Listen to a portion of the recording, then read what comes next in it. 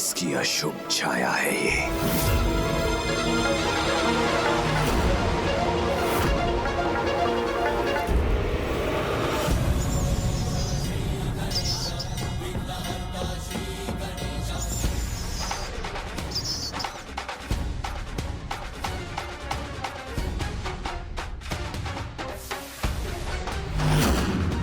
स्वयं मेरे आराध्य, मेरे जन्मदाता गणेश जी मेरे अमरपुर में पधार रहे हैं। ये तो अत्यंत शुभ समाचार है। उनका ऐसा अद्भुत स्वागत करूंगा मैं। उनके आशीर्वाद से अमरपुर सदैव के लिए अमर हो जाएगा। मेरे अमरपुर में पधार कर हमें साक्षात दर्शन देने हेतु आपका कोटि कोटि धन्यवाद। अब स्वागत हेतु अपने चरण धोने की अनुमति देकर हमारे सौभाग्य में और वृद्धि का अवसर प्रदान कीजिए। तुम्हारी प्रथम भूल तो यही होगी भंडासुर। मैं तुम्हें अपने चरण नहीं धोने दूंगा, जिससे तुमसे अतिथि सत्कार के नियम का उल्लंघन होगा। सब चलता है, यही विचार है ना तुम्हारे जीवन का आधार? यही कहते हो ना सदा? तो अब देखना किस प्रकार तुम्हारे इसी विचार का प्रयोग कर मैं तुम्हारे जीवन का ही सर्वनाश आरंभ करूंगा और तुम्हें पाप का भागी बनाऊंगा। मैं तो यहाँ मात्र तुमसे भेंट करने आया हूँ मेरे प्रिय मित्र भंड कुमार, और मित्रों के मध्य इस औपचारिकता की भला क्या आवश्यकता? ये तो चलता है ना? चलता तो है प्रभु, किंतु ये कैसे चल सकता है? अतिथि भगवान का रूप होते हैं और यहाँ तो स्वयं भगवान मेरे अतिथि के रूप में आए हैं, जो प्रथम बार मेरे अमरपुर आए हैं। तो आपके चरण धोकर आपका स्वागत करना तो अनिवार्य है। इस अत्यंत महत्वपूर्ण संस्कार का पालन तो मैं अवश्य करूंगा। नहीं मित्र भंडासुर, सम्मान का भाव तो हृदय में होना चाहिए, और वो तो मुझे स्पष्ट दिखाई दे रहा है। फिर तुमने मेरे चरण धोए अथवा नहीं, इसकी चिंता त्याग दो, क्योंकि तुम ही तो कहते हो सब चलता है। इतने अचंभित और स्तब्ध मत हो मित्र, ये तुम्ही से तो सीखा है मैंने। चलो अब मुझे अपने भवन में प्रवेश कर यहाँ की भव्यता के दर्शन तो करने दो।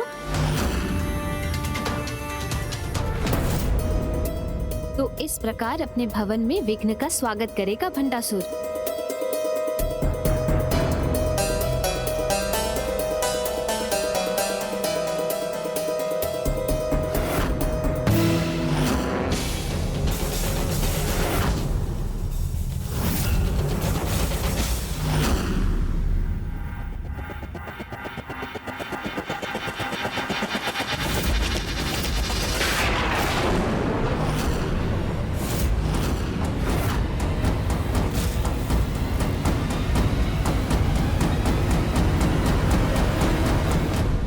भंडासुर ने अपनी चतुराई का प्रदर्शन कर पुनः स्वयं को भूल करने से सुरक्षित कर लिया।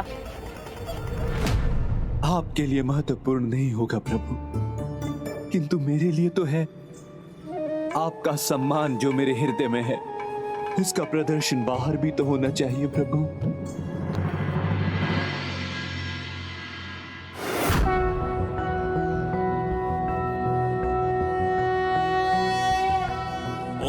नमस्ते गणपते त्वमेव प्रत्यक्षं तत्त्वमसि त्वमेव केवलं कर्तासि त्वमेव केवलं धर्तासि त्वमेव केवलं हर्तासि त्वमेव सर्वं खल्विन्दं ब्रह्मासि।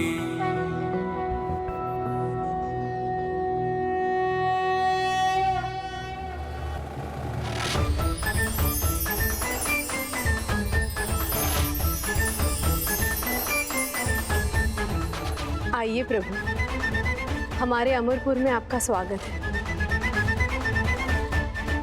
आइए प्रभु। मेरी प्रथम युक्ति तो विफल हो गई। भंडासुर को मेरे चरण धोने का पुण्य प्राप्त हो गया। मुझे उसे भटकाने का और प्रयास करना होगा।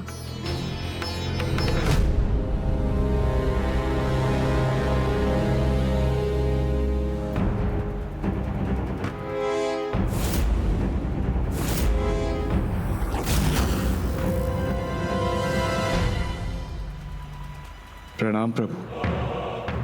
प्रणाम प्रभु। प्रभु, युद्ध में पराजित इन बंदी इंद्रदेवों की चिंता मत कीजिए। इन्हें मैं प्रताड़ित नहीं कर रहा हूं। इनकी अधीनता के परिणाम स्वरूप बस कुछ सेवा ले रहा हूं। इतना तो चलता है ना प्रभु। अच्छा, किंतु युद्ध का नियम तो यही है कि पराजित राजा भी राजा के अनुरूप सम्मान का अधिकारी होता है। किंतु तुम तो असुर महानायक हो, युद्ध के धर्म के विपरीत आचरण भी कर सकते हो। इतना तो चलता है ना? क्या हुआ भंडासुर, तुम चिंतित क्यों हो गए? चलता है ना?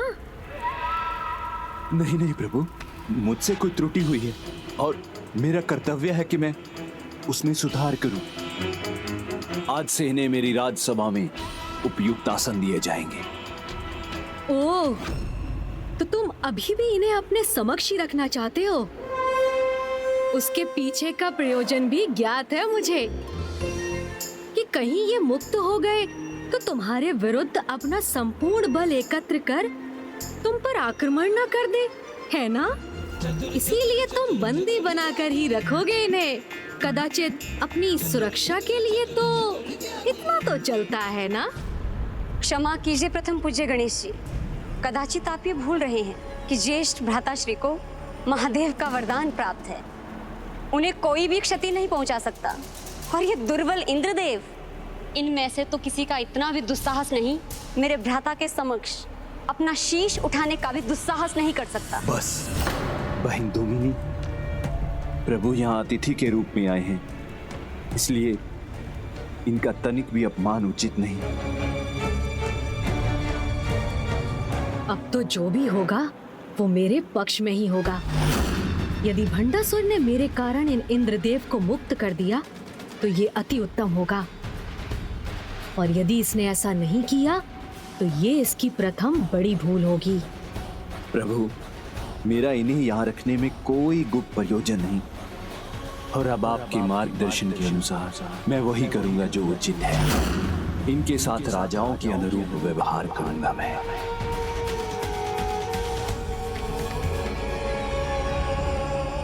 प्रभु की कृपा से मैं आप सभी को सार्वजनिक क्षमादान देता हूं। जाओ, मेरे प्रतिनिधि बनकर अपने अपने ब्रह्मांड लौट जाओ और वहां जाकर मेरे विचारों का प्रचार करो।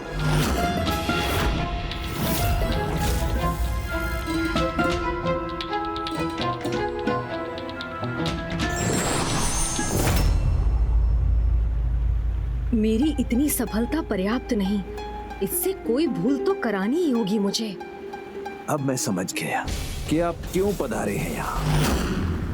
आप यही ज्ञात करना चाहते हैं ना कि वो भंडासुर जिसकी आपने रचना की अब अमरपुर के सिंहासन पर स्थित होकर राजकाज का दायित्व कैसे निभा रहा है।